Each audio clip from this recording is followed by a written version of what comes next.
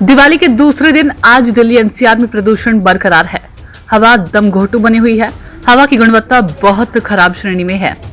केंद्रीय प्रदूषण नियंत्रण बोर्ड ने आंकड़े जारी किए हैं। दिल्ली का औसत AQI 345 से 380 के बीच है, तो वहीं दूसरी तरफ ग्रेड 2 पूरी तरह से लागू है।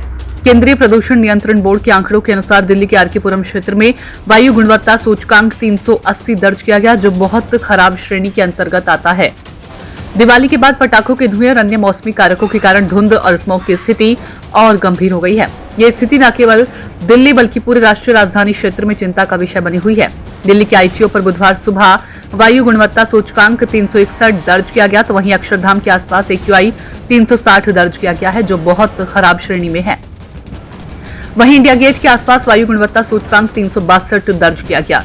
दिल्ली में दीपावली के दूसरे दिन लोग कर्तव्य पथ पर मॉर्निंग वॉक पर निकले, जहां एक स्थानीय निवासी शैलेंद्र ने साइकिलिंग के दौरान कहा कि दिवाली के बाद आमतौर पर हवा की गुणवत्ता खराब हो जाती है, दृश्यता कम होती है, लेकिन कुल मिलाकर स्थिति हर साल जैसी ही है। अभी सांस लेने में कोई समस्या नहीं, क्योंकि हम सुबह जल्द निकलते हैं, इसलिए उस समय दृश्यता कम होती है।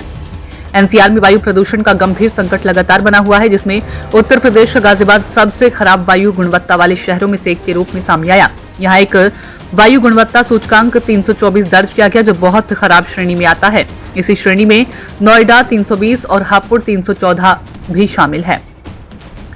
हरियाणा के नारनौल में AQI 390, रोहतक में 376, गुरुग्राम में 370 और बहादुरगढ़ में 368 तक पहुंच गया, जो गंभीर स्थिति का संकेत है। राजस्थान के भिवाड़ी में 364 और गुजरात के नंदेसरी में 303 AQI दर्ज किया गया है।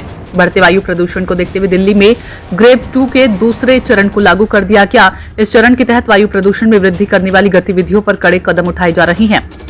इसमें धूल पैदा करने वाली निर्माण और विध्वंस गतिविधियों को नियंत्रित करना शामिल है। साथ ही आवश्यक सेवाओं को छोड़कर डीजल जनरेटरों के उपयोग पर भी प्रतिबंध लगाया जा सकता है। यदि बिजली की आपूर्ति बाधित होती है, तो ग्रेड 2 का उद्देश्य वायु प्रदूषण के गंभीर स्तर से प्रभावी ढंग से निपटना है।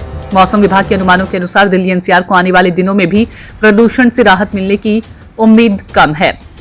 वायु गुणवत्ता खराब से बहुत खराब श्रेणी के बीच बने रहने की संभावना है। यह स्थिति चिंताजनक है, क्योंकि दिल्ली और इसके आसपास के क्षेत्र हर सर्दियों में गंभीर वायु प्रदूषण का सामना करते हैं। वाहनों का धुआं, खेतों में पराली जलाना और धूल इसके प्रमुख कारण हैं, जिससे 2 करोड़ से अधिक लोग प्रभावित होते हैं।